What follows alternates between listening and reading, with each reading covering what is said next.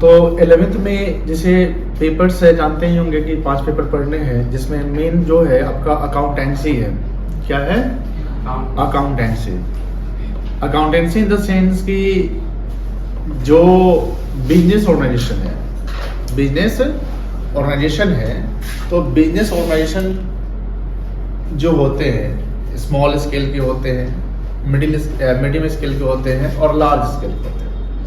कुछ जो ऑर्गेनाइजेशन जो है वो लोकल लेवल पे बिजनेस करती है, कुछ जो है वो स्टेट लेवल पे करती है, कुछ बिजनेस जो है वो नेशनल लेवल पे, और कुछ बिजनेस जो होता है वो ग्लोबल लेवल पे होता है। Global level in the sense कि जैसे अभी आप न्यूज़ सुनते होंगे कि इजराइल और ईरान में तनाव चल रहा है, सुने हैं न्यूज़? तो परसों 2 दिन पहले क्या हुआ कि ईरान ने बहुत सारे जो ड्रोन अटैक किए इजराइल पे, जिसमें इजराइल का जो डिफेंस सिस्टम है मतलब 99% उसका सक्सेस रेट रहा। अब ये न्यूज जस्ट आ रहा है कि इजराइल भी बॉम्ब गिरा सकता है ईरान पे, तो कॉन्फ्लिक्ट क्या होगा? बढ़ेगा। तो 2 देशों के जो डिस्प्यूट्स है, उस डिस्प्यूट्स के कारण ग्लोबल इकोनॉमी पे भी इम्पैक्ट पड़ता है।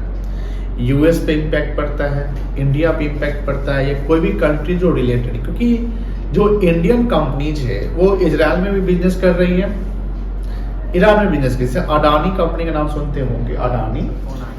तो कहने का मतलब कि जब 2 देशों की डिस्प्यूट्स होती है तो उसमें जो ग्लोबल जैसे बड़ी कंपनीज है उस पर इम्पैक्ट पड़ता है। लेकिन अगर मान लो कि ईरान और इजराइल में अगर डिस्प्यूट हो रहा है तो यहाँ पान का दुकानदार होगा, कपड़े का दुकानदार होगा, या मेरा कोचिंग है, क्या उस पर इम्पैक्ट पड़ रहा है? नहीं पड़ रहा है। लेकिन अगर मेरा इन्वेस्टमेंट कोई बड़ी कंपनी में होगा तब इम्पैक्ट पड़ेगा? मेरे इन्वेस्टमेंट में पड़ जाएगा। मेरे इन्वेस्टमेंट पे गर्मी लग रही है, 2 मिनट ठंडा जाएगा, मेरे इन्वेस्टमेंट पे पड़ जाएगा। मेरी बात समझ में नहीं ना? तो कहने का मतलब है कि जब हम कॉमर्स की बात करते हैं तो कॉमर्स में जो भी बिजनेस है, चाहे वो बड़ी कंपनी है, छोटी कंपनी है, सोल ट्रेडिंग है। सोल मतलब होता है सिंगल। सोल मतलब क्या होता है? एक होता है पार्टनरशिप। पार्टनरशिप मतलब कि जहां पर 2 या 2 से अधिक मिलकर बिजनेस को करते हैं। एक होता है आपका कंपनी। तो ये सब बिजनेस जब चलती है तो उसमें बहुत सारे ट्रांजेक्शन्स होते हैं। क्या होता है? ट्रांजेक्शन्स। ट्रांजेक्शन्स क्या है? जैसे जो भी हम एक्सचेंज करते हैं सर्विस और गुड्स का इन मॉनेटरी टर्म्स। मॉनेटरी टर्म्स का मतलब मनी के टर्म्स में। जैसे हम इंडिया की बात करें तो इंडिया में अगर मनी का डेफिनेशन हो तो मनी का मतलब होता है INR, इंडियन नेशनल रुपी। डॉलर जानते हैं ना, USD, United state dollar. Dollar is not the money in India. Dollar is not the money in India because dollar is the foreign currency. Dollar is the money for United state. Pound is the money for United Kingdom. Ruble is the money for Russia. Taka is the money for Taka किस country का? बांग्लादेश का। समझ गए ना? तो money, क्योंकि dollar अगर हम लेकर जाए और कहीं कोई सामान खरीदे, क्या डॉलर एक्सेप्ट करेगा वो दुकानदार? नहीं करेगा। लेकिन रुपी अगर लेकर जाए तो इंडिया फ्रीली वो एक्सचेंज हो सकता है। अब बात ये आती है कि जब हम मनी से एक्सचेंज करते हैं तो हर चीज को क्या मेमोराइज कर सकते हैं? हमारे पास जो स्टूडेंट्स होंगे, क्या सबका नाम मेमोराइज कर सकते हैं कि किन्होंने कितना फी दिया, कितना इंस्टॉलमेंट बाकी है, क्या ड्यू है, किसका एडमिशन हुआ है, किसका नहीं हुआ है, ये सब क्या डेट ऑफ एडमिशन है, सब क्या हम मेमोरी में रख सकते हैं? हाँ, तो सबको हमको क्या करना पड़ेगा? उसको करने के लिए क्या करना पड़ेगा? लिखना पड़ेगा, जिसको बोलते हैं रिकॉर्ड करना। जैसे आप पढ़ाई करते हैं तो कोई भी जो चीजें पढ़ते हो तो सुनते हो, समझते हो, क्या एग्जैक्ट हर चीज को क्या याद हो जाती है? तो उसको मेमोराइज करने के लिए आप क्या करते हैं? लिख लेते हैं कि फ्यूचर में हम क्या करेंगे, फ्यूचर में फिर हम उसको रिवाइज कर लेंगे, कोई इशू नहीं है। अब बात आती है अकाउंट्स की। अकाउंट्स जहां पर जैसे हम कह सकते हैं कि मैथमेटिकल टर्म्स में अकाउंटिंग करते हैं, लेकिन मैथ की बात जब करें तो घबराएंगे नहीं, क्योंकि मैथ में अलजेब्रा, कैलकुलस ये सब चीज आपका नहीं है, या बेसिक्स ऑफ मैथ रहेगा कि जो प्रॉफिट लॉस, क्योंकि बिजनेस है, बिजनेस में अकाउंटिंग होता है तो बिजनेस का मेन मोटो होता है to get the profit. Business का डेफिनेशन अगर दिया जाए तो बिजनेस एक सिंपल डेफिनेशन होता है कि बिजनेस इज द ऑर्गेनाइजेशन और institution who set up, which are set up for earns the profit, जो सेटअप किया था किस चीज के लिए, प्रॉफिट कमाने के लिए। बिजनेस का मेन मकसद यही होता है। अब वो प्रॉफिट कैसे कमाना है उसी के लिए वो मैनेजमेंट करता है। उसी के लिए क्या करता है, जैसे कस्टमर को सेटिस्फाई करो, क्लीन वातावरण मतलब कि एक एटमॉस्फेयर एनवायरनमेंट रखो, बिहेवियर अच्छा रखो, प्रोडक्ट क्वालिटी अच्छी रखो, प्राइस रीजनेबल रखो, सोशल रिलेशन बना के रखो, refund policy, discount policy, scheme policy रखो। तो ये सब हमारा क्या है, मैनेजमेंट टेक्निक्स है, बिजनेस टेक्निक है। और ऐसा अगर रहेगा तो बिजनेस चलेगा, समझ गए ना। तो जब हम बिजनेस कर रहे हैं तो कहीं ना कहीं हमने जस्ट बोला कि ट्रांजेक्शन्स होते हैं। क्या होते हैं, transactions. Transaction in the sense कि जैसे मान लो कि एक इंसान है, एक इंसान के उसके पास अपने पैसे हैं तो वो बिजनेस शुरू करता है। क्या शुरू करता है, बिजनेस। तो बिजनेस शुरू करता है वो इंसान अपने बिजनेस में क्या लगाएगा, पैसा लगाएगा। तो अगर ओनर जो होता है अपने बिजनेस में पैसा लगाता है तो उसको बोलते हैं पूंजी, कैपिटल। क्या बोलते हैं, कैपिटल। अब वो कैपिटल लगा लिया तो बिजनेस और प्रोप्राइटर दोनों अलग होते हैं। बिजनेस और प्रोप्राइटर क्या होते हैं, क्योंकि प्रोप्राइटर के घर पे जो चीज हो रही होगी, मान लो प्रोप्राइटर के घर पे कोई सामान खरीदा के आया, वॉशिंग मशीन आया, राशन का आया सामान, सब्जी आया, तो वो जो खर्च हुए क्या वो उसका खर्च हम बिजनेस वाले में हिसाब रखेंगे, नहीं रखेंगे ना। क्योंकि बिजनेस तो अलग है, बिजनेस का अलग डेटा होगा कि बिजनेस से रिलेटेड जो भी इनकम और एक्सपेंसेस होंगे, बिजनेस रिलेटेड जो भी इनकम और एक्सपेंसेस होंगे वही बिजनेस में हम उसकी हिसाब रखेंगे। प्रोप्राइटर का पर्सनल कोई भी खर्चा इनकम होगा तो उसको हम हिसाब नहीं रख सकते। अब बात यह है कि जब हम हिसाब रख रहे हैं, जो भी ट्रांजेक्शन्स हो रहे हैं, तो उसका हम प्रॉपर एक सिस्टमैटिक तरीके से रिकॉर्डिंग करें। कोई भी बिजनेसमैन जब से लेन देन करता है, खरीद बिक्री करता है, खर्च करता है, तो सबका बिल बनाता है, वाउचर्स बनाते हैं। क्या बनाते हैं बेटा, वाउचर।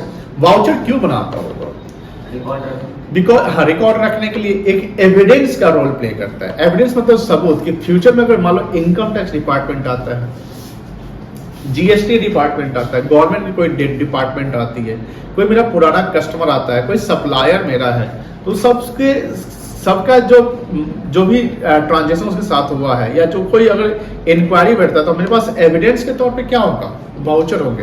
हम अगर लिख दे अपने डायरी में कि 5 राज खर्चा किए, अब कोई चेक करने आएगा तो क्या विश्वास करेगा, नहीं करेगा। बोले सर आप हो सकता है 2000 खर्चा किए होंगे, 5 लिख दिए, तो उसके लिए हमको क्या करना पड़ेगा, वाउचर बनवाना पड़ेगा। 5 तुम खर्चा कहाँ किया बताओ, तो सेमिनार रेस्टोरेंट में खर्चा किए मान लो, तो रेस्टोरेंट वाला बिल दिया होगा ना, तो वो बिल ही को वाउचर कर सकते हैं। अब जब हम सब हिसाब करते हैं तो कहीं ना कहीं अकाउंट्स को अकाउंटिंग करना पड़ता है। हिसाब किताब को क्या बोलते हैं, अकाउंटिंग करना पड़ता है। अब अकाउंटिंग करना पड़ता है तो अकाउंटिंग एक सिस्टम से होना चाहिए, एक कॉन्सेप्ट से होना चाहिए, कन्वेंशन से होना चाहिए। हिसाब किताब जैसे अनऑर्गेनाइज बिजनेसमैन है, जैसे पेडलर्स समझते हैं, पैडल समझते हैं, पेडलर्स हुआ जो घूम घूम के सामान बेचता है उसको बोलते हैं पेडलर्स। हॉकर्स जिसको बोलते हैं, जैसे अखबार वाला हो गया, ये सब भी तो बिजनेस छोटा मोटा कर ही रहे ना। आप स्ट्रीट साइड कुछ खाए होंगे, जो ऑब्वियसली खाए होंगे, मोमोज पानीपुरी जरूर खाए होंगे। तो ये जो बिजनेसमैन है ये अनऑर्गेनाइज्ड है, या स्मॉल मतलब एक गोमटी खोला हुआ है, उसमें चाय बेच रहा है, कोई पान बेच रहा है, कोई सब्जी का दुकान खोले हुआ है, कोई ठेला लगा हुआ है, कोई जूस बेच रहा है, वो सब हिसाब लिखते हैं, नहीं लिखते जितने। हाँ, उनका कोई कस्टमर का खाता चलता है अगर, तो एक डायरी रखते हैं, एक ऐसा मान लो कि डायरी रखते हैं, उस डायरी में लिख देते हैं कि हाँ आज 15-16 अप्रैल है, चलो इनका खाता चलता है, ये अच्छे आदमी है, पैसा दे देते हैं। जनरली चाय का दुकानदार, छोटा बड़ा दुकानदार यही ना रखेगा कि वो एक अकाउंटेंट को रखेगा कि भैया तुमको 15 का महीना देंगे, तुम्हारा हिसाब किताब लिखो। ऐसा कर सकते हैं, नहीं कर सकते हैं। तो वो अनऑर्गेनाइज बिजनेस हुआ। अनऑर्गेनाइज तो अनस्ट्रक्चर्ड, जिसपे गवर्नमेंट की कोई रूल्स पॉलिसी लॉ नहीं आने वाली है। एक छोटा अगर कोचिंग चला रहा है तो उसपे गवर्नमेंट का रेगुलेशन पॉलिसी नहीं आने वाला, वो अनऑर्गेनाइज है, उसे जीएसटी का नोटिस नहीं आएगा। लेकिन आप बड़े लेवल पे कोचिंग चलाते हो, जैसे फिजिक्स वाला हो गया, एलन हो गया, अनअकैडमी हो गया, आकाश हो गया, बाइजू, अब तो जा रहा है, खत्म हो गया। तो ये सब बिजनेस क्या है, कोचिंग इंस्टीट्यूट ऑर्गेनाइज है। अगर आप मान लीजिए कि आपके भाई दीदी कोई भी अगर वहां से एडमिशन लिए होंगे, देखिए उनका एक अलग से इनवॉइस जनरेट हुआ होगा, उसमें लिखा हुआ जीएसटी 18%, किताब 18%, किताब वगैरह करते हैं तो उसका 18% जीएसटी लगता है। देखिए अब यही गवर्नमेंट की क्या पॉलिसी है, सोना ज्वेलरी जानते हैं ना, ज्वेलरी सर सोना, उस पर 3% जीएसटी लगता है। कितना परसेंट जीएसटी लगता है? 3% लगता है। और किताब पे 18% लगता है। बताइए क्या जरूरी की चीज क्या है, सोना ज्वेलरी या किताब? तो जीएसटी किस पे ज्यादा होना चाहिए? सोना पे, है ना। लेकिन देखिए चलिए, तो जब हम हिसाब, तो अकाउंटिंग जैसे हम बोलते हैं हिसाब किताब, जैसे मान लो कि हम रिटर्न फाइल करते हैं, इनकम टैक्स रिटर्न सुनते होंगे आप, या बड़े बड़े बिजनेसमैन सीए से साइन करवाते हैं, ऑडिट जिसको बोलते हैं। आई होप तो आप सब लोग सीए करने वाले हैं, सीए बनिए लाइफ में, एंड आपके अलग ही एक क्या बोलते हैं ना स्वैग होंगे आफ्टर द सीए। तो जब एक सीए, मतलब सीए ही ऑथराइज होता है किसी बिजनेसमैन के बुक्स ऑफ अकाउंट को मैनेज करने, ऑथराइज करने के लिए। अभी जस्ट मार्च क्लोज खत्म हुआ ना मार्च, तो बहुत सारे कंपनी के डेटा आए होंगे, उनका रिजल्ट, फाइनेंशियल रिजल्ट आया होगा। क्या आया होगा? Financial result. फाइनेंशियल रिजल्ट का मतलब होता है कि हमने पूरे फाइनेंशियल ईयर में, financial year from April to March होता है, फ्रॉम अप्रैल टू मार्च होता है, तो पूरे फाइनेंशियल ईयर में हमारा जो परफॉर्मेंस था, उस परफॉर्मेंस का क्या रिजल्ट आया। जैसे अभी जस्ट कुछ दिन बाद आप लोग के रिजल्ट्स आने वाले हैं, तो बोलते ना मेरा एकेडमिक रिजल्ट आएगा, या 10th रिजल्ट जैसे बोलेंगे आप, मेरा बोर्ड रिजल्ट आने वाला है।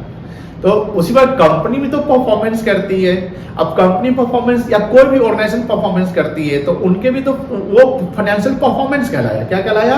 फाइनेंशियल, यानी जो भी हम इकोनॉमिक एक्टिविटी बिजनेस में कर रहे हैं, that is called financial performance. क्या कहलाएगा? Financial performance. और उस परफॉर्मेंस का कोई रिजल्ट तो आने वाला है ना, तो रिजल्ट कब आएगा? डेली का तो रिजल्ट नहीं आएगा। एंड ऑफ द ईयर जैसे क्लोज हो रहा है, मार्च खत्म हो गया कि आपका 24 मार्च, मतलब कि मार्च 31 2024 एंड हो चुका है ना। हम लोग अप्रैल 24-25 में जी रहे हैं। किस फाइनेंशियल में जी रहे हैं? 2024-25 फाइनेंशियल चल रहा है हम लोग का। तो इसमें अब सबका डेटा कलेक्ट किया जाएगा। उस डेटा को कलेक्ट करके हम रिजल्ट फाइंड आउट करेंगे कि किस कंपनी का कितना टोटल रेवेन्यू हुआ, टोटल कितना एक्सपेंसेस हुआ। अब एक्सपेंसिव, तो एक्सपेंस भी बहुत सारे प्रकार के होते हैं ना, कि कितना हमने सैलरी दिया, कितना रेंट दिया, कितना इलेक्ट्रिसिटी, कितना स्टाफ पे, कितना ट्रैवलिंग पे वगैरह, कितना डायरेक्टर को फी वगैरह दिया, कितना इनकम टैक्स दिया। And after adjustment of revenue, revenue मतलब होता है इनकम, रेवेन्यू मतलब क्या होता है? इनकम। एंड एक्सपेंसेस, एक्सपेंसेस जानते ही होंगे। तो जब रेवेन्यू ज्यादा होगा और एक्सपेंस कम होगा, तो नेट रिजल्ट क्या आएगा? ज्यादा है। रेवेन्यू ज्यादा मतलब इनकम ज्यादा होगा, एक्सपेंस कम होगा, तो नेट रिजल्ट क्या आएगा? प्रॉफिट आएगा। क्या आएगा? नेट रिजल्ट प्रॉफिट आएगा। उसी प्रकार मान लो कि रेवेन्यू कम होगा और एक्सपेंस ज्यादा होगा, तब नेट रिजल्ट क्या आएगा? लॉस। तो हर कंपनी का प्रॉफिट ही आता है ऐसा नहीं ना, लॉस भी आ सकता है। और वो लॉस प्रॉफिट को वेरीफाई कौन करता है? Chartered accountant. कौन वेरीफाई करेगा? लेकिन चार्टर्ड अकाउंटेंट छोटे मोटे बिजनेस के लिए नहीं होते हैं, बड़े, क्योंकि गवर्नमेंट की अपनी पॉलिसी की, छोटे मोटे बिजनेसमैन को हम सीए से ऑडिट करवाने के लिए बोल देते, उसका बेचारे का फी देते तो बिजनेस कहेगा भाई सब कुछ तो इधर चल जाता है। मेरी बात समझ रही है? लेकिन जब बिजनेसमैन जब अपना बिजनेस करते हैं, तो हमने बोला कि वो अपना बुक्स ऑफ अकाउंट्स मेंटेन करते हैं, यानी अपने हर मॉनेटरी ट्रांजेक्शन का हिसाब रखते हैं। तो हिसाब रखना ही कहलाता है अकाउंटिंग। हिसाब रखना ही क्या कहलाता है? अकाउंटिंग। तो लेहमैन मैनर में अगर हम कहे कि अकाउंटिंग इज व्हाट, तो where is money there is accounting, where is money there is accounting. चाहे वो एक छोटा व्यापारी करता है या बड़ा व्यापारी करता है, हमारे घर में भी अकाउंटिंग हो जाता है, ओरली अकाउंटिंग हो जाता है। आप हो सकता है कि आपके पेरेंट्स, मम्मी या पापा आपको कभी कोई सामान के लिए या कभी कुछ पैसे दिए होंगे कि जाओ तुम अपना करो, और उसके बाद अगर आप पैसा बोलते कि 500 और दे दो, जरूर उस पहले वाले पैसे दिए गए पैसे पे वो अपना हिसाब मांगते हैं। ऐसा हुआ होगा, बर्थडे उठने के लिए पैसा मिला होगा, कभी जाइए बर्थडे सेलिब्रेट करिए, पार्टी मतलब कि अपने दोस्तों में एंजॉय करिए, आप डिमांड करते होंगे 5000 की, मम्मी देती होगी 2000 रुपया, ऐसा हुआ होगा। जितना डिमांड करते उससे कम मिलता है, होता है ना। तो आप लोग होशियार होंगे, हम लोग ज्यादा ही डिमांड करते हैं कि इतना पे आ जाएगी मम्मी, व्हाटएवर। लेकिन हर जगह क्या होता है? हिसाब होता है। तो हिसाब करना ही कहलाता है अकाउंटिंग। क्या कहलाता है बेटा? Accounting. Where is money there is accounting.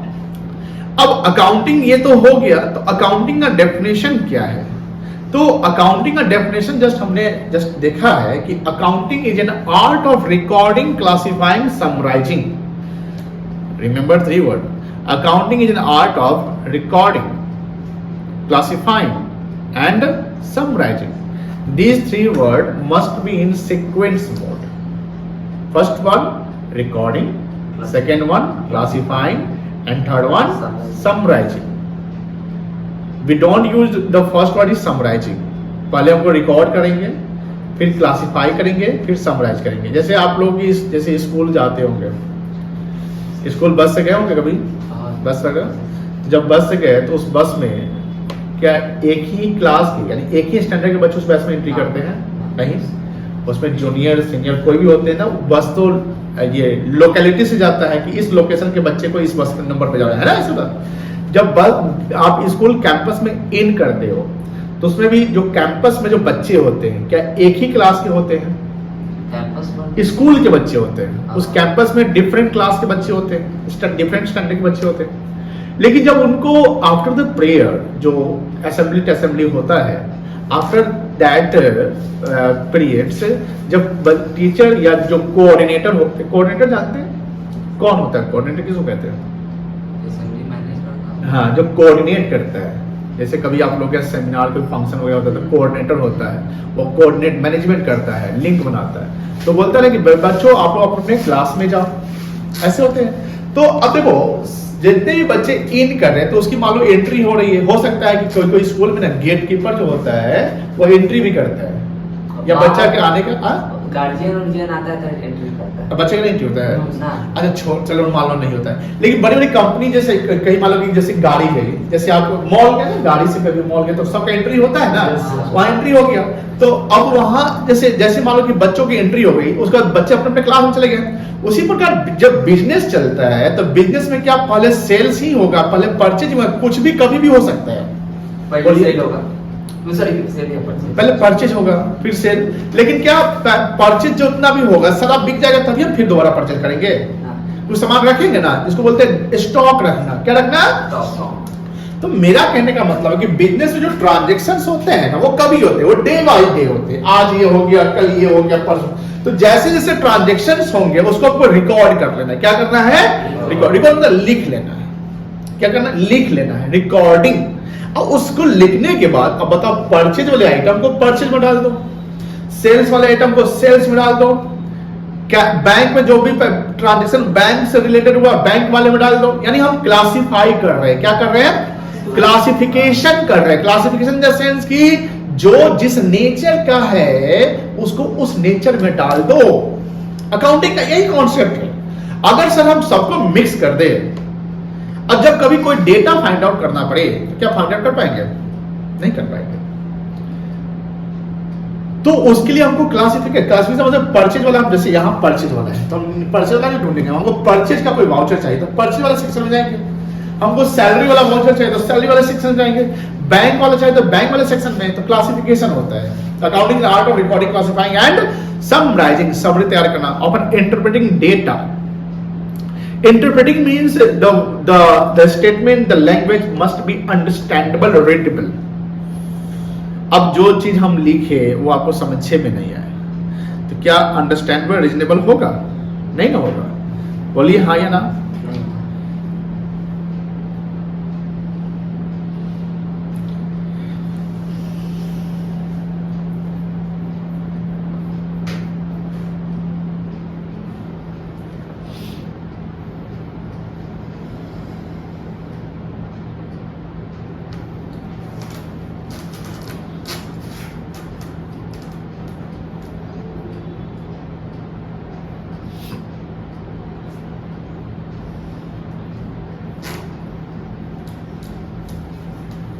चलो आप नहीं दिख रहा, छोड़िए.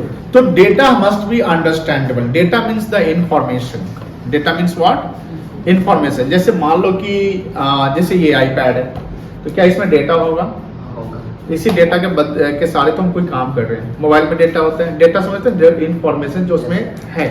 उसमें अकाउंटिंग डेटा होते हैं जैसे वाउचर हो गया, कैश बुक हो गया, कोई सप्लायर का डिटेल हो गया, कोई कस्टमर का डिटेल हो गया, कितना सेल्स किए, कितना परचेज किया, क्या क्या हुआ, वो सब हम रिकॉर्ड कर रहे हैं कहीं पे. तो वही हमारे लिए डेटा है. क्या है? डेटा. अब सब कुछ जब हम अकाउंटिंग करते हैं तो हम एक कॉन्सेप्ट पे चलते हैं। किस पे चलते हैं? कॉन्सेप्ट पे। कॉन्सेप्ट इन द सेंस कि सर हम मुजफ्फरपुर में अकाउंटिंग कर रहे हैं, बेंगलोर में कर रहे हैं, दिल्ली में कर रहे हैं, या आउट ऑफ कंट्री कर रहे हैं। मान लीजिए आपकी जो पढ़ाई हो रही है, तो ये पढ़ाई जो पढ़ेंगे तो इसका यूज क्या बिहार में ही होगा, क्या इंडिया में होगा, आउट ऑफ इंडिया भी होगा? आउट ऑफ, यानी हम जो पढ़ाई करें, एक जनरल पढ़ाई, एक कॉमन पढ़ाई कर रहे हैं, जो पढ़ाई, जो एजुकेशन, जो सिस्टम एक्सेप्टेबल है all over the world. That's why जब हम अकाउंटिंग सीख रहे हैं तो अकाउंटिंग भी acceptable all over the world है। तो कोई ना कहीं कोई कॉन्सेप्ट ही ना होगा जो एक्सेप्टेबल है कि हाँ इसी कॉन्सेप्ट से चलना है हमको। एक छोटा दुकानदार जैसे सब्जी वाला जो हिसाब रख रहा है, वो उसके हिसाब रखने का तरीका पूरे वर्ल्ड में एक्सेप्टेबल नहीं होगा। फ्रांस में जाएगा वैसा डेटा लेकर तो बोलेगा कहाँ लिखे हुआ है, समझ में नहीं आ रहा। तो हम उस अकाउंटिंग को करेंगे, उस कॉन्सेप्ट को फॉलो करेंगे जो acceptable all over the world. अब उसी पे जैसे हिसाब किताब करते हैं तो अकाउंटिंग का कॉन्सेप्ट है double entry system. Very important concept, double entry. Double मतलब दो, एंट्री मतलब कोई चीज को रिकॉर्ड कर रहे हैं, सिस्टम, सिस्टम मतलब तरीका, प्रोसेस जो फॉलो करना है। डबल एंट्री सिस्टम एक कॉन्सेप्ट है अकाउंट का जो बेस है कि कोई भी अकाउंटिंग करते हैं तो उस अकाउंटिंग करने के लिए हमको इस सिस्टम को फॉलो करना पड़ता है। अब ये सिस्टम क्या कहता है? ये सिस्टम कहता है कि कोई भी transaction, every transaction and events, transaction just मैंने अभी बताया कि कोई भी इकोनॉमी से परचेज किया हमने, सेल्स किया, सैलरी पेड किया, रेंट पेड किया, इलेक्ट्रिसिटी बिल पेड किया, कोई मेडिकल एक्सपेंसेस हुआ, इनकम टैक्स दिया, any transaction which are incurred in money. अच्छा, मेरे यहाँ कोई कस्टमर आया, कोई सामान देखा, पसंद नहीं आया, वो चला गया, तो क्या यहाँ इस जो आया वो और चला गया, तो क्या ये इसको इकोनॉमिक ट्रांजैक्शन कहेंगे? ना, ये तो नॉन इकोनॉमिक है। वो उसका कोई एंट्री करेंगे, बुक्स ऑफ अकाउंट में लिखेंगे?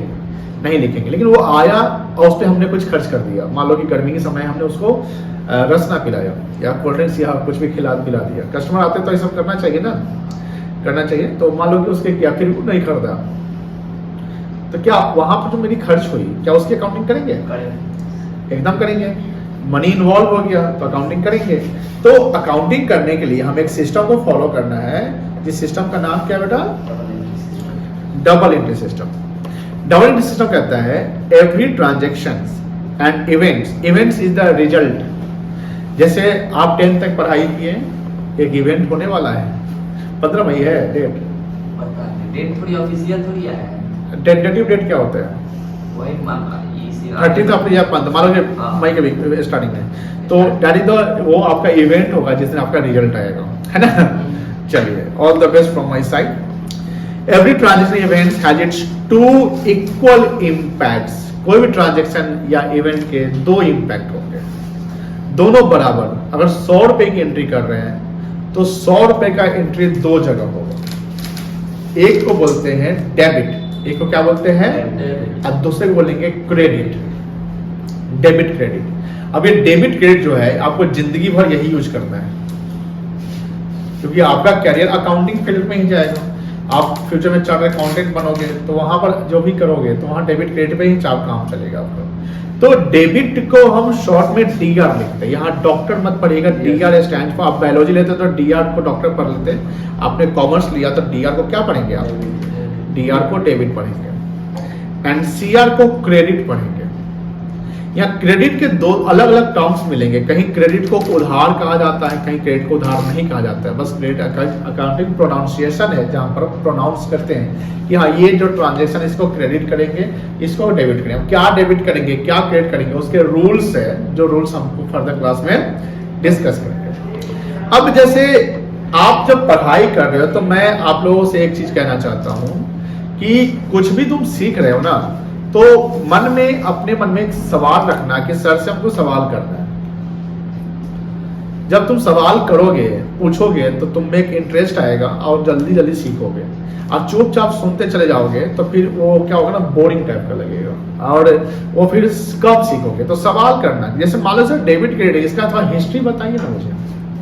कोई भी चीज का एक ओरिजिनेशन होता है ना, हर चीज जो कोई भी चीज जैसे अभी दुनिया में है तो उसका एक ओरिजिनेशन पॉइंट होगा ना कि ये ओरिजिनेट कहाँ से हुआ। ओरिजिनेट मतलब कहाँ से आया, स्टार्ट कहाँ से हुआ। कोई भी चीज मान लो कि कोई कंपनी जैसे रिलायंस कंपनी, तो उसका ओरिजिनेशन कहीं होगा ना, उसका हर चीज का एक इतिहास होता है, कॉन्सेप्ट होता है। मनी भी आया तो उसका भी ओरिजिनेशन, उसका भी हिस्ट्री होगा कि मनी आया तो क्या, जब से मानव सभ्यता का विकास हुआ उस समय से क्या मनी था ही था, तो आप बोल सकते नहीं पहले तो ऐसे से होता था। तो हर चीज का ओरिजिनेशन समझिए। उसमें जैसे हम अभी डिस्कस किए कॉन्सेप्ट डबल एंट्री सिस्टम, क्या डिस्कस कर रहे हैं बेटा? डबल एंट्री सिस्टम डिस्कस कर रहे हैं। तो इसका ओरिजिनेशन के लिए हमें 3 चीज याद रखना है। ये जो कॉन्सेप्ट आया था ये ईयर 1494 में आया, 1494 में आया। अब ये कॉन्सेप्ट, अगर कोई कॉन्सेप्ट आता है तो कोई कॉन्सेप्ट लाने वाला कोई इन्वेंटर होता है ना, जो इन्वेंट करता है। जैसे बल्ब का आविष्कार किसने किया? पता नहीं कोई आदमी नहीं था। बताइए, आप बताइए ना। नो, वो तो फोन का सेट किया था ग्राम पे। आप बताइए। थॉमस एल्वा एडिसन बल्ब का आविष्कार किया था। तो कहने कि उसका वो है ना कोई इन्वेंटर, कोई भी चीज जैसे हवाई जहाज का कौन किया था? Wright brothers. ठीक है, चलिए। तो डबल एंट्री सिस्टम का इन्वेंशन कौन किया था? लुकास पासियोली। ये पूछेगा, मतलब जैसे जब 11th की एग्जाम में होंगी तो ये पूछेगा, या आप जब कहीं आप कॉमर्स लिए हो तो आप कहीं रिलेटिव में जाओगे तो ऑब्वियस बात है कि आफ्टर 10th आपके रिलेटिव जरूर पूछेंगे, बेटा क्या ले रहे हो, क्या लिए हो? तो पापा कॉमर्स, आंटी कॉमर्स लिए। अच्छा कॉमर्स क्लास ज्वाइन कर लिए? हाँ 1 महीने से पढ़ रहे हैं। अच्छा 1 महीने से पढ़ रहे हो, मान लो संजोग से वो भी कॉमर्स वाले हैं, तो क्लास सवाल तो दागेंगे। क्या क्या पढ़ रहे हो, पहले पूछे क्या क्या पढ़ रहे हो, तो ये पढ़ रहे हैं। तो अच्छा ये बताओ इससे कैसे होगा। इसलिए एक ही क्लास को अच्छे से एंजॉय से अच्छे से पढ़िए, प्रैक्टिकल फील करिए। आप जब आगे क्लास में, मतलब आगे जब क्लास ज्वाइन, मतलब फर्दर प्रोसीड करिएगा आप लोग, तो आपको प्रैक्टिकली समझाएंगे कि प्रैक्टिकली जैसे मार्केट इन्वायरमेंट से अभी हम जैसे इजराइल ईरान का बताइए इम्पैक्ट, तो इससे क्या होगा कि आपको इंटरेस्ट आता है कि हाँ कॉमर्स लेने के फायदे हैं। कॉमर्स लेने के फायदे आपको बताए ही नहीं जाते हमारे सोसाइटी में, बताए जाते हैं नहीं। साइंस के फायदे बताए जाते हैं कि बच्चा दिमाग तेज होगा, आर्ट्स के फायदे हो जाते हैं कि आईएएस बन जाएगा, लेकिन कॉमर्स के फायदे में कोई बताता ही नहीं क्या है। क्योंकि यहाँ पर कॉमर्स बिहार का मतलब कि एक तरीके से कोई उसको माना ही नहीं ठीक से, इसको इज्जत ही नहीं मिला, सम्मान ही नहीं मिला उसको। लेकिन अब वही मरवाड़ी कम्युनिटी में कि अगर कोई फ्रेंड वगैरह होंगे तो उनका बच्चा बिजनेस में जाएगा या सीए बनेगा, और बिजनेस में अगर जाएगा तो कॉमर्स से लेकर चलेगा। तो कॉमर्स में आपका फाइनेंशियल कैरियर है, फाइनेंस में बहुत अच्छा कैरियर होता है, फाइनेंस में बहुत अच्छा कैरियर है, क्योंकि आप यहाँ पर मनी मैनेजमेंट सीखते हैं, फाइनेंशियल मैनेजमेंट, रिस्क मैनेजमेंट समझते हैं। क्या बेटा फाइनेंस क्या होता है? फाइनेंस इन द सेंस कि फाइनेंस को हिंदी में वित्त बोलते हैं, यानी जहां मनी मैनेजमेंट करते हैं। बिजनेस में जो रिस्क मैनेजमेंट करते हैं, हम कोई डिसीजन लेते हैं कि कौन सा मेथड से हमारा प्रोडक्ट का कॉस्ट कम जाएगा, कौन से मेथड से प्रॉफिट ज्यादा होगा, कैसे हम कस्टमर को मैनेज कर सकते हैं, कैसे हमारा प्रॉफिट बढ़ेगा, कैसे हम बिजनेस को आगे बढ़ा सकते हैं। ठीक है, हम कैश कहाँ से फंड कलेक्ट करें, कहाँ से लोन ले, अपना पैसा कितना लगाए। कंपनी शेयर सब इशू करते हो, शेयर मार्केट जानते होंगे, शेयर मार्केट समझते कि ये कंपनी प्रोडक्ट मेरा इस मार्केट में कितना चलेगा, इकोनॉमिक कंडीशन को देखना, आपके कंज्यूमर बिहेवियर को समझना, ये सब चीजें ही कॉमर्स में फाइनेंस का रोल प्ले करता है। फाइनेंस ये बहुत अच्छा है। जैसे आप देखते होंगे एमबीए, जैसे आप सुंदर पिचाई के नाम सुने? Yes sir. कौन है? गूगल का सीईओ। वो भी एमबीए करके गया। तो फाइनेंस का बहुत बड़ा रोल होता है, बट हाँ आपको ना इसमें अपना मतलब कि डीप स्टडी करना है। कॉमर्स लेके अगर सिंपल कॉमर्स कर रहे हो तो फिर इसका कोई ज्यादा महत्व नहीं होगा, फिर वो 20-25-30 साल की नौकरी कर लोगे।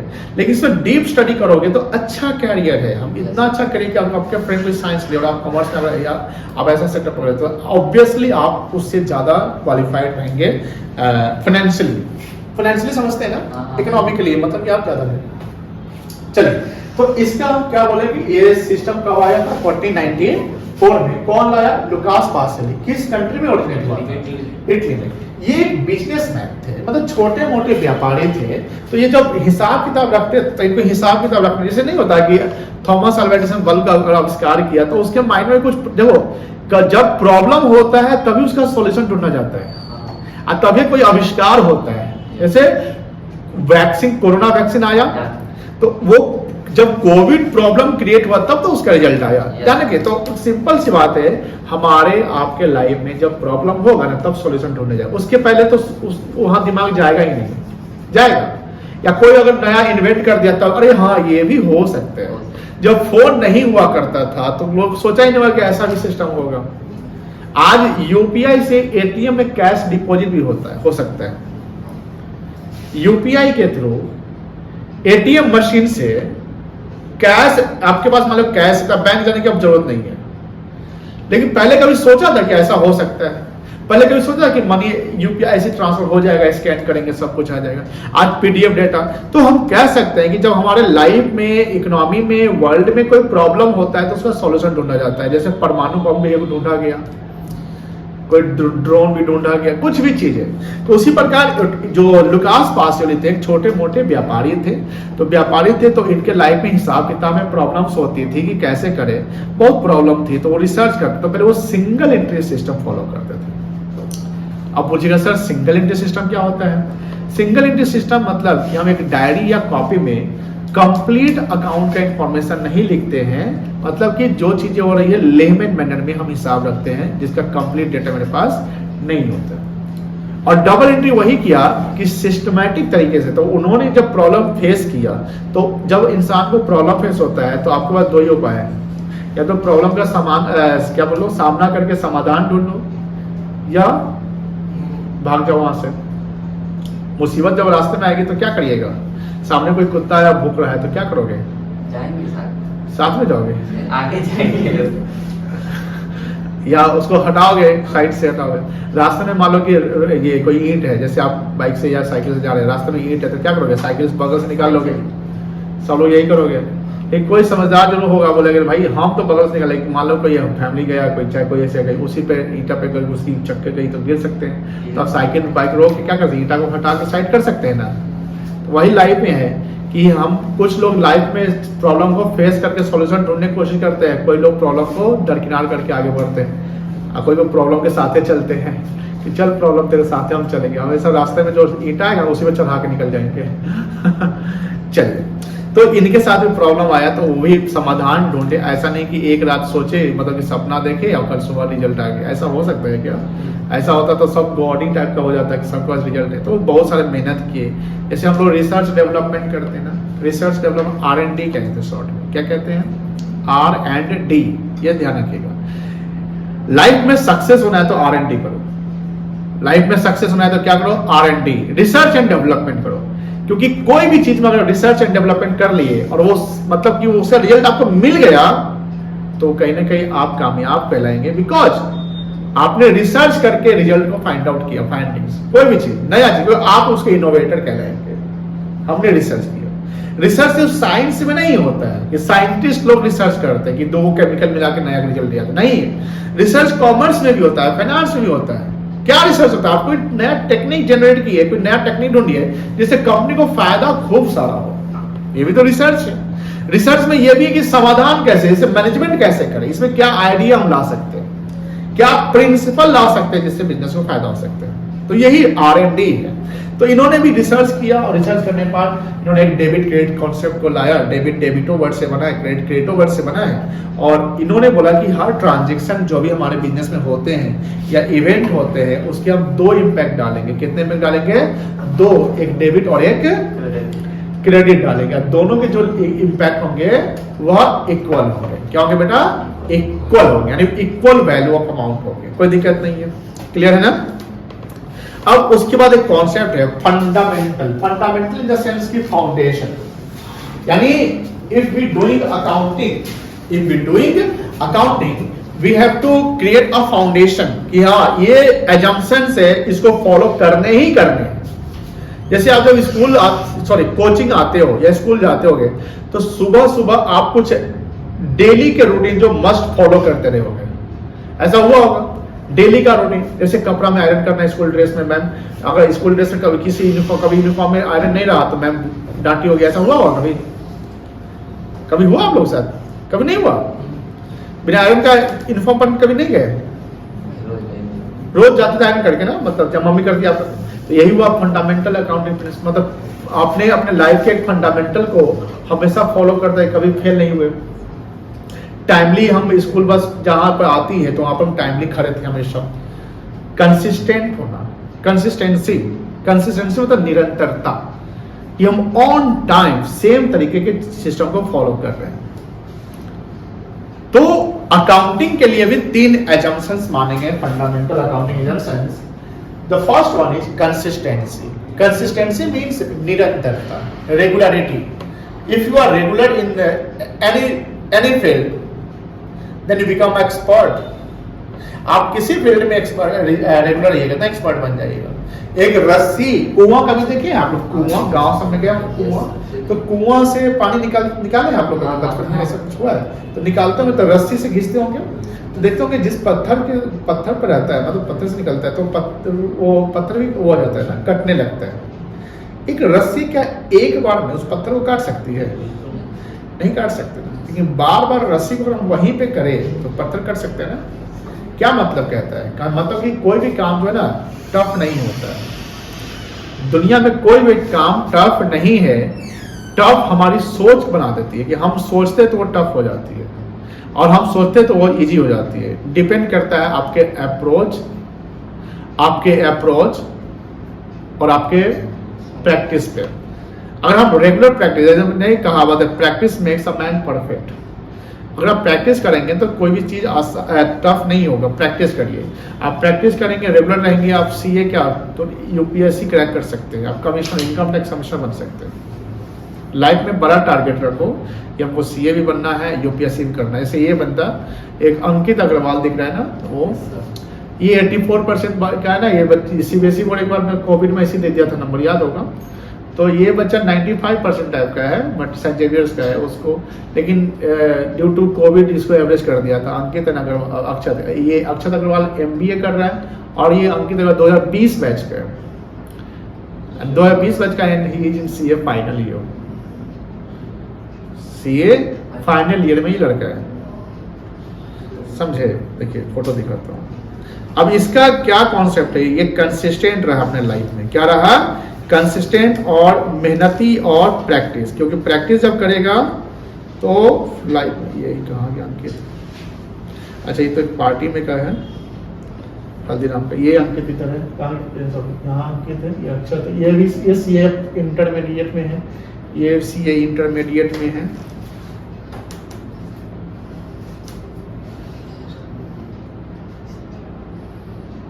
पुराने फोटो है।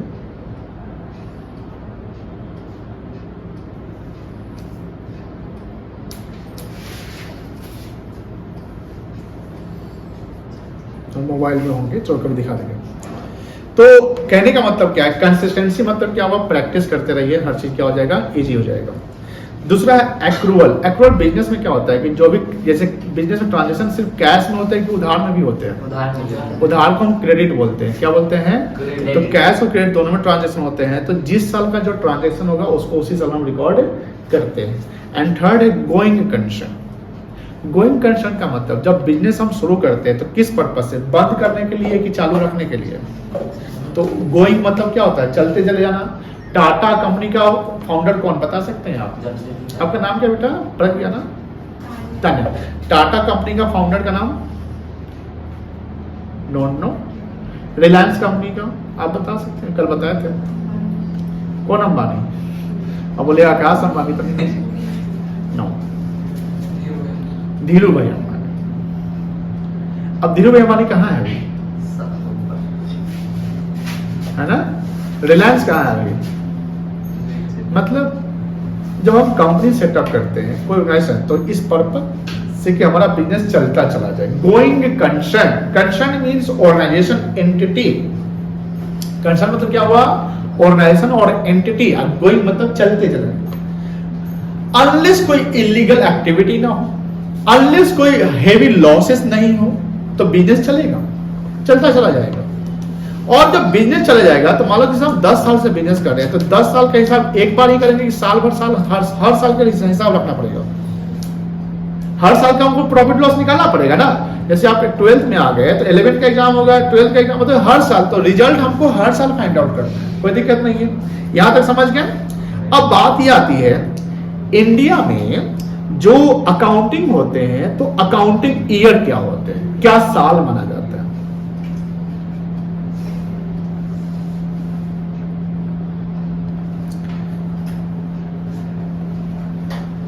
अकाउंटिंग ईयर का मतलब समझ रहे हैं? हिसाब किताब रखने का साल। एज पर लॉ, जैसे कंपनी हो गई या जो जिस ऑर्गेनाइजेशन को, चाहे प्रोप्राइटरशिप हो, पार्टनरशिप हो, जिसको ऑडिट करवाना होता है, वो हमेशा accounting year, financial year follow करता है। कौन सा ईयर फॉलो करता है? लेकिन अगर मान लो कि छोटा मोटा बिजनेस है जिसको ऑडिट करवाने की जरूरत नहीं है, तो वो या तो फाइनेंशियल ईयर फॉलो कर ले या कैलेंडर ईयर फॉलो करे। तो हम कह सकते हैं कि इंडिया में दो प्रकार की अकाउंटिंग ईयर है। एक आपका कैलेंडर ईयर हो गया और दूसरा क्या हो गया बेटा? फाइनेंशियल ईयर हो गया। फाइनेंशियल मतलब होता है वित्तीय वर्ष। वित्तीय, फाइनेंशियल मतलब क्या हुआ? वित्तीय समझते होंगे, वित्तीय वर्ष। और YouTube पे जो वीडियो बनता है ना, तो उसमें आप जब देखिएगा तो उसमें वो रहता है, क्या बोलते हैं, जो बोलते हैं तो वही हिंदी में आ जाता है, उसको क्या सबटाइटल बोलते हैं, कैप्शन बोलते हैं। हाँ, तो जो हम बोल रहे हैं ना वो सब आपको दिखता रहेगा, है ना। ऐसा कल हमको एक बच्चा बताया कि ऐसा भी होता है। तो कैलेंडर ईयर जानते हैं क्या होता है? आप बताइए आयुष, कैलेंडर ईयर क्या होता है? कैसे हम कैसे पता करेंगे कैलेंडर ईयर है, कब से कब तक चलता है? बोलो बेटा, कैलेंडर ईयर नहीं पता, आप बता सकते हैं? स्पेशल डे मतलब जैसे आपका बर्थडे मान लो, कैलेंडर कहेंगे? कैलेंडर कहेंगे? आप बताइए। जनवरी टू दिसंबर, मतलब जो 1 ईयर का, वैसे आप हम सबके घर में कैलेंडर होता है ना, कैलेंडर बस। तो कैलेंडर में जो पहला जो पेज होता है वो किस मंथ से शुरू होता है? जनवरी से शुरू होता है। और एंड कब होता है? दिसंबर। तो इसका ये शुरू होगा 1 जनवरी।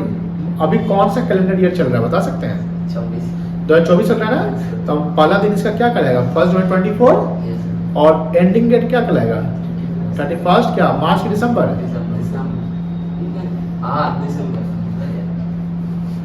दिसंबर 24। Calendar year only cover 1 year. जैसे मान लो ऐसे लिखा हुआ है ईयर 2022। देखो यहाँ पे एक ही साल लिखा हुआ ना, तो ये कौन सा ईयर कहलाएगा बता सकते हैं? कैलेंडर। कौन सा ईयर कहलाएगा बेटा? तो इसका पहला डेट क्या होगा? 1/1/2022 होगा। और अंतिम डेट क्या होगा? 31/12/22। कोई दिक्कत नहीं है। जब हम शुरुआत करते हैं कोई चीज तो उसको हम ओपनिंग कहते हैं। क्या कहते हैं? तो ओपनिंग डेट हुआ जनवरी, और जो हम एंड करते हैं तो उसको बोलते हैं क्लोजिंग डेट। कोई दिक्कत नहीं है। Opening date and closing date. अब बात करते हैं फाइनेंशियल ईयर की। फाइनेंशियल वित्तीय वर्ष आप सुनते हो कि अप्रैल कब से कब तक चलता है? अप्रैल से मार्च। तो फाइनेंशियल ईयर में जो ऐसे मान लो कि अभी कौन सा ईयर खत्म हुआ है फाइनेंशियल, बता सकते हैं? 1 अप्रैल 23 टू 31 मार्च। क्या यहाँ पर 1 साल कवर हो रहा है कि 2 साल कवर हो रहा है? यहाँ पर 2 साल कवर हो रहा है। फाइनेंशियल को हम ऐसे लिखेंगे 23-24 ऐसे लिखेंगे। देखिए जब आप आगे सवाल पढ़ोगे बनाओगे ना, तो कभी कभी लिख देगा कि ये अकाउंट करना है, लिख देगा 2022 सीधा लिख देगा, तो आप ये डीम्ड मानोगे कि ये कैलेंडर ईयर है। लेकिन अगर मान लो कि ऐसे लिख दे 23-24 लिख दे, तो डीम्ड मानोगे कि ये फाइनेंशियल ईयर है। तो इसे लेना क्या है सर? ऐसा मान लो कि हम डीम्ड कुछ मान ले, नहीं। जब अकाउंटिंग करते हैं तो उसमें कैलकुलेशन होते हैं, टाइम बेसिस भी आते हैं, तो वहां पर इम्पैक्ट पड़ जाता है। That's why we have to first of all clarify the year, the accounting year, which one is calendar year and which one is financial year. Financial year is the year which start from the April and end on March in next year. अगर current year के अप्रैल में है तो मार्च के अगले साल में हो जाएंगे। तो ओपनिंग डेट यहां पर अगर 23-24 लिखा हुआ है तो 23-24 का जो ओपनिंग डेट होगा बता सकते हैं क्या होगा? 1 अप्रैल 23, इसको बोलेंगे ओपनिंग डेट, क्या कहेंगे? और एंडिंग डेट क्या होगा? 31 मार्च 24। ये हो गया आपका क्लोजिंग डेट। कोई दिक्कत नहीं है, क्लियर है ना? आप समझिए, थोड़ा सा आपको हेल्प करिएगा।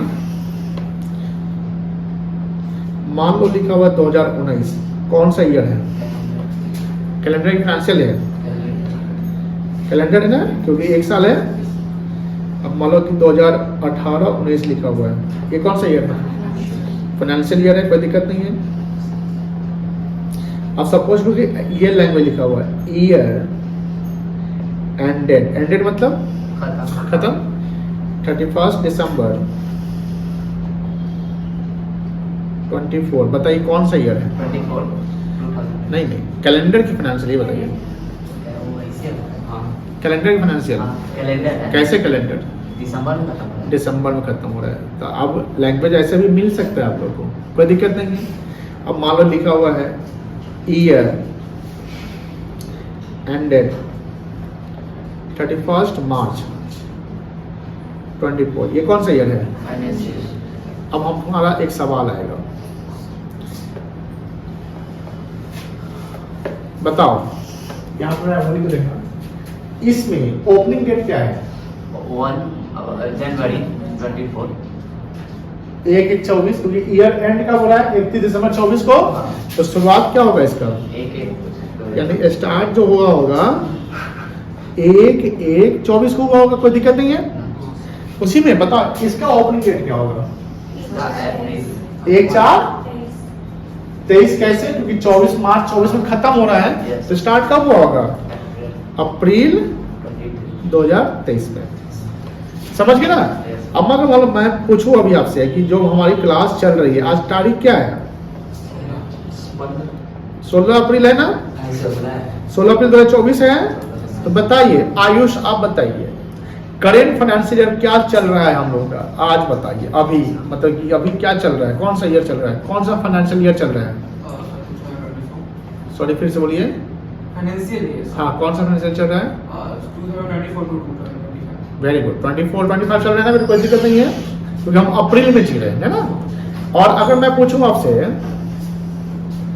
कौन सा कैलेंडर ईयर चल रहा है, तो बताओ ऋषभ।